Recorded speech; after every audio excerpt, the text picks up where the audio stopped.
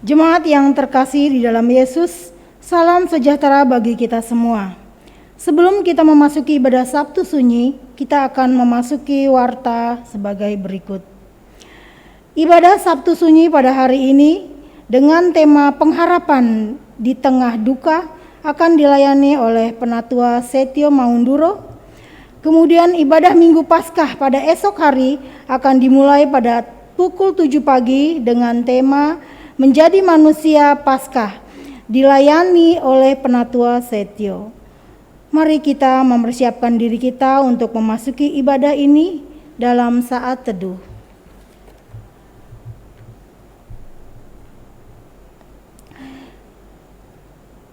Saudara yang dikasihi Tuhan, marilah kita mempersiapkan diri kita untuk memasuki kebaktian Sabtu Sunyi. Pada hari ini kita turut merasakan kegelisahan dan kesedihan para pengikut Yesus setelah ia disalibkan. Dengan sikap hati yang teduh, kita menundukkan diri kita di hadapannya. Kita memohon agar Kristus tetap menerangi kita dengan cinta kasih-Nya, agar kehidupan kita tidak dikuasai oleh kegelapan. Mari kita angkat pujian, Yesus terangmu pelita hatiku.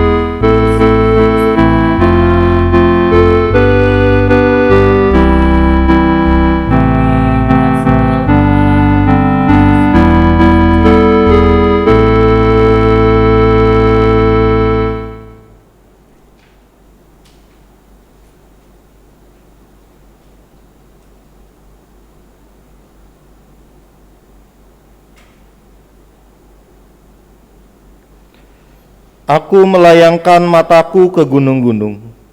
Dari manakah akan datang pertolonganku? Pertolonganku ialah dari Tuhan yang menjadikan langit dan bumi. Ia takkan membiarkan kakimu goyah, penjagamu tidak akan terlelap. Sesungguhnya tidak terlelap dan tidak tertidur penjaga kami. Tuhanlah penjagamu, Tuhanlah naunganmu, di sebelah tangan kananmu. Kasih karunia dan damai sejahtera dari Allah Bapa kita dan dari Tuhan Yesus Kristus menyertai saudara sekalian.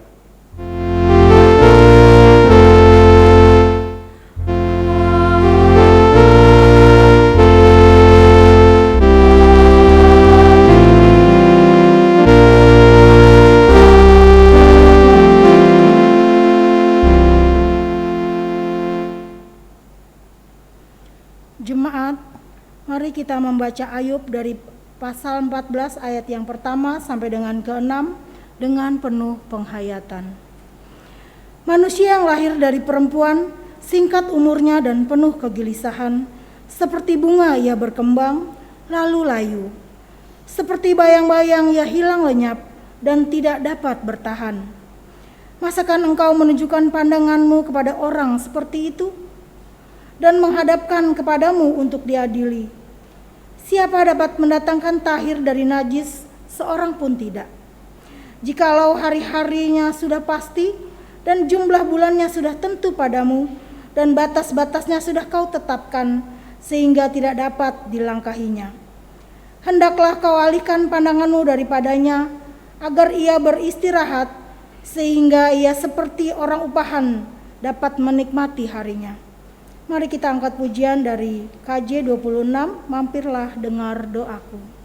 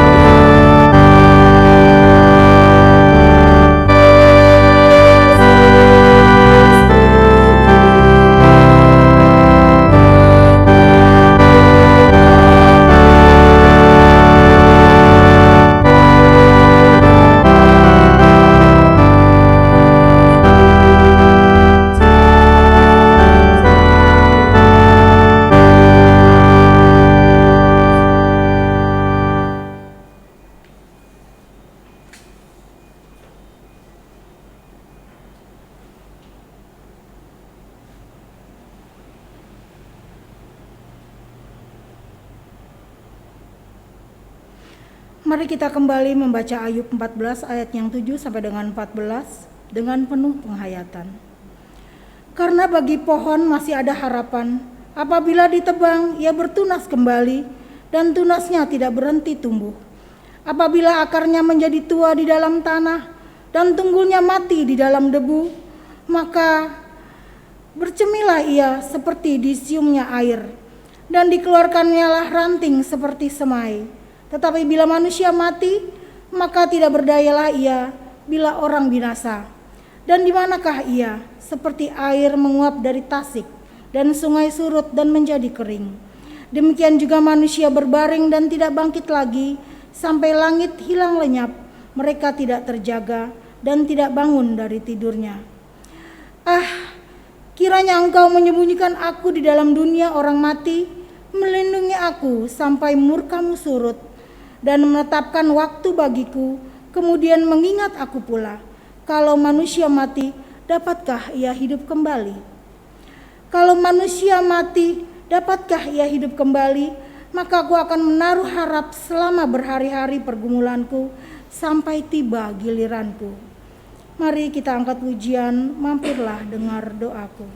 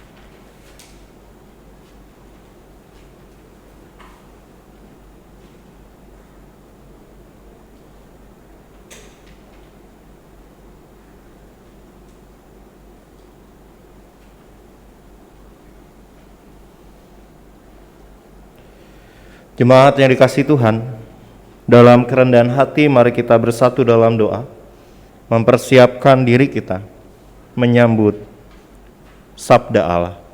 Kita berdoa. Tuhan, di tengah kehidupan yang kami jalani, dalam pergumulan yang kami alami, kami memohon Roh Kudus-Mu untuk menguatkan kami.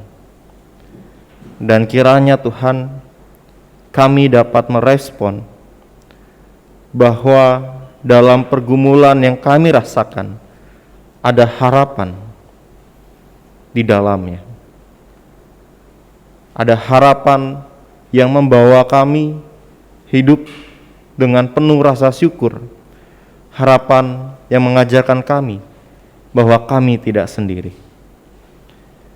Tolong kami Tuhan, kiranya melalui firman yang bersamakan kami renungkan, kami dapat memelihara harapan di dalam kehidupan kami. Inilah doa kami. Dalam nama-Mu, Tuhan Yesus Kristus, Allah Sang Sumber pengharapan dalam hidup kami. Amin. Jemaat yang dikasihi Tuhan, pembacaan kita pada ibadah Sabtu Sunyi hari ini diambil dari Injil Matius 27 ayat 57 sampai dengan ayat yang ke-66.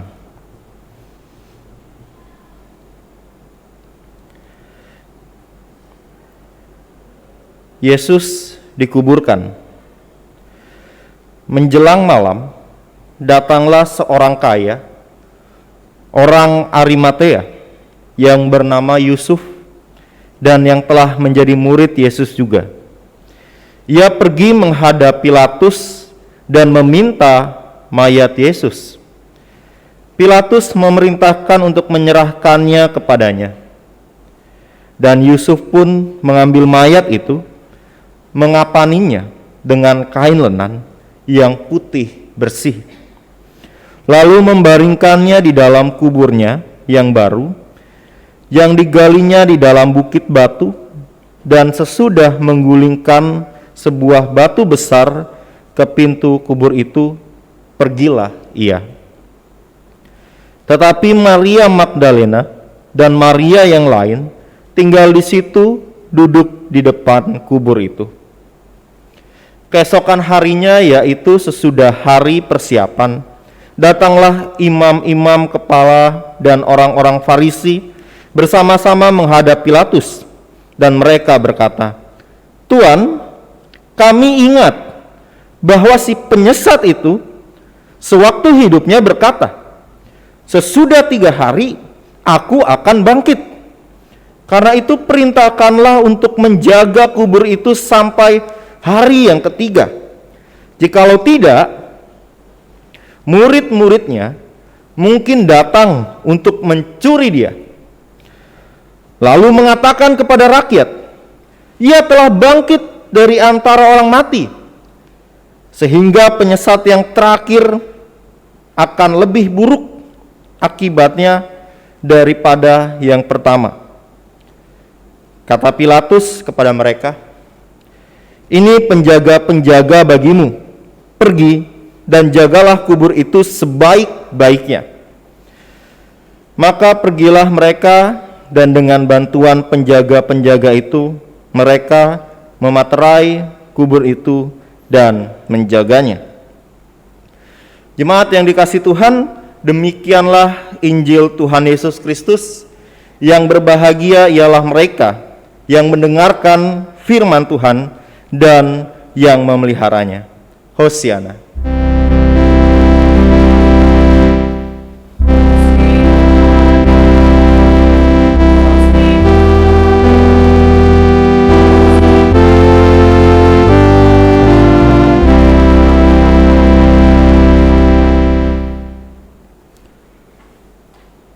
Takut, perasaan yang saat ini aku dan teman-temanku rasakan.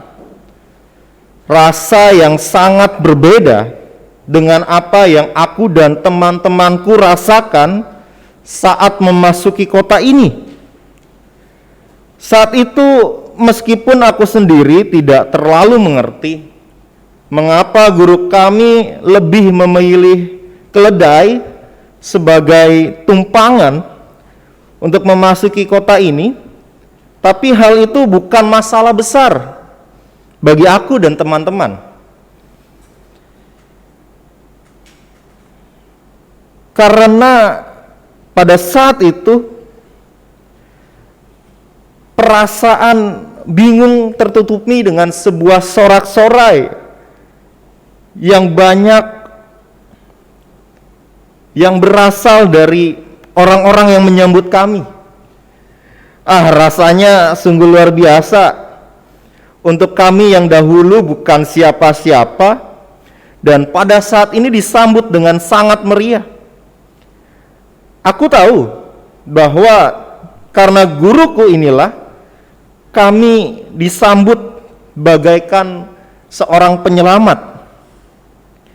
Karena guruku inilah kami merasakan kebahagiaan yang tidak terbayangkan sebelumnya. Tetapi itu dahulu. Sekarang semua berubah dengan sangat cepatnya. Salah seorang dari kami ternyata mengkhianati kami. Aku sendiri meskipun sudah lama mengenalnya, tapi aku tidak mengerti mengapa dia melakukannya. Malam itu menjadi malam yang tidak pernah bisa aku dan teman-temanku lupakan. Di sebuah taman, ketika kami sebagian tertidur dengan lelap, banyak tentara yang tiba-tiba muncul mengelilingi kami untuk menangkap kami. Aku kaget, aku takut apakah kami akan ditangkap, karena bukan menjadi rahasia yang umum lagi bila banyak orang yang tidak suka dengan guru kami. Ia banyak mengkritik tingkah laku para ahli Taurat dan orang-orang Farisi.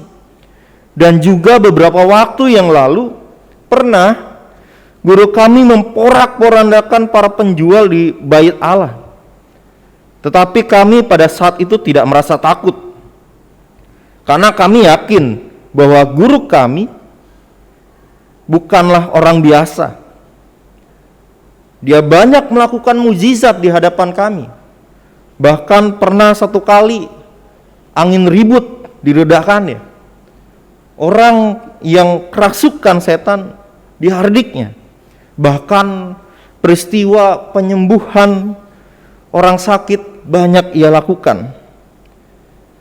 Tetapi nyatanya anggapan itu ternyata salah.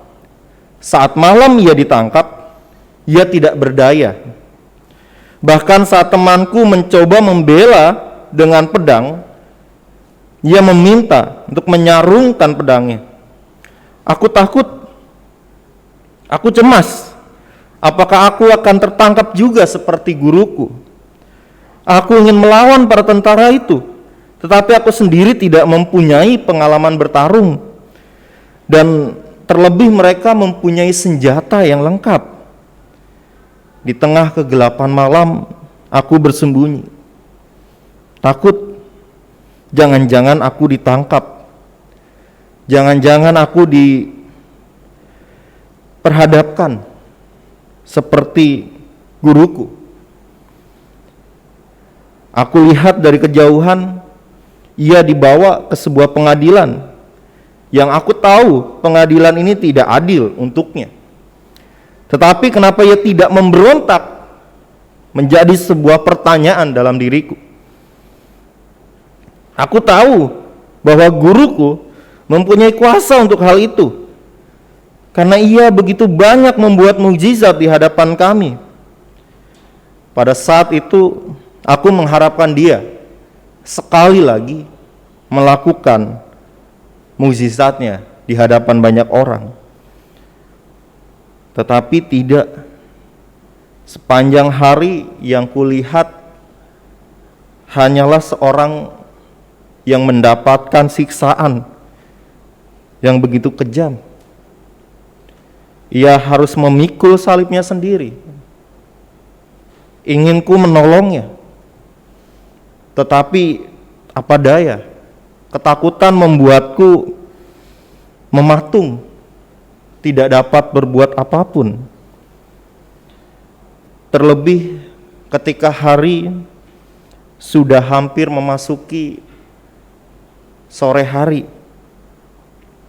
aku melihatnya mati di kayu salib seperti seorang kriminal. Pada saat itu aku merasa bersalah, tidak bersama dengannya sampai akhir. Aku dan teman-temanku hanya melihat dari kejauhan. Aku sedih karena guru yang bersama denganku selama 3 tahun ini telah tiada, dan aku hanya bisa terdiam melihatnya. Tapi situasi ini tidak boleh terlalu lama aku ratapi. Aku harus cepat-cepat bersembunyi. Jangan-jangan setelah ini para tentara dan juga para ahli Taurat, orang Farisi, mencari aku dan bersama dengan teman-temanku. Jangan-jangan kami akan ditangkap seperti guru kami. Jangan-jangan kami akan diadili dan diperlakukan sama seperti guru kami. Bayangan kengerian ini membuat kami akhirnya memutuskan untuk bersembunyi, hilang sejenak, bahkan mungkin untuk selamanya. Semoga tindakan kami dapat menyelamatkan kami dari kekejaman orang-orang yang memusuhi kami. Aku tidak tahu apa yang harus kulakukan. Aku tidak tahu apa yang harus kuperbuat dengan tubuh guruku yang sudah tidak bernyawa. Aku dengar ada seorang dari murid sahabat menguburkannya dengan layak, tapi hal tersebut tidak membuat ketakutanku dan teman-temanku hilang. Sungguh sebuah ketakutan yang membuat aku dan teman-temanku tidak mempunyai harapan. Jemaat yang dikasihi Tuhan,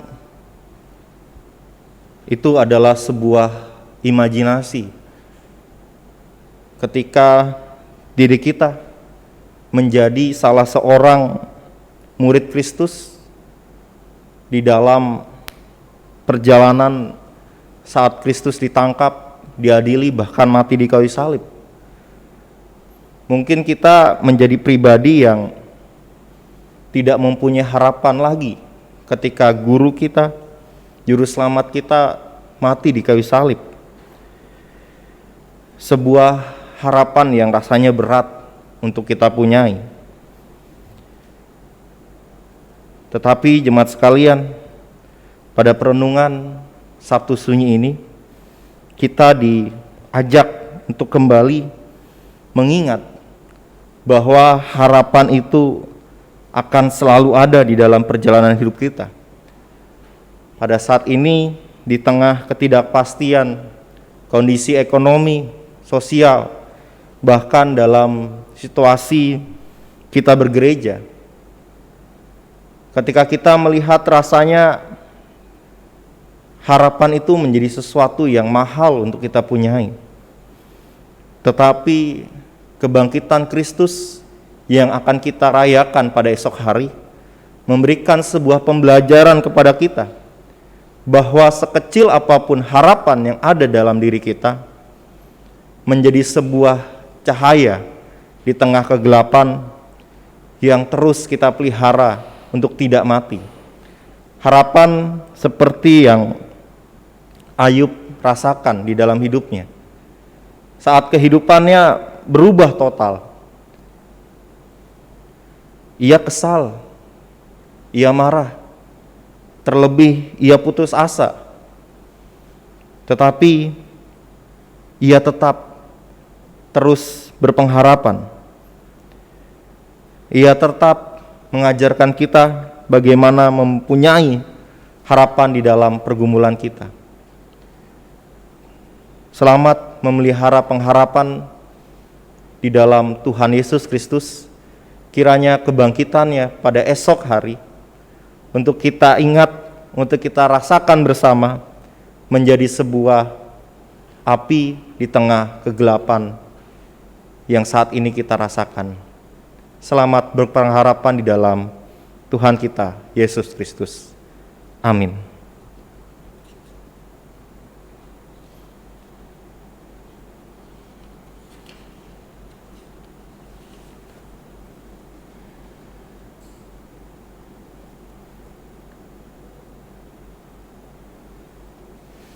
Jemaat yang dikasihi Tuhan, kita akan menaikkan doa syafaat kita secara litani berbalasan.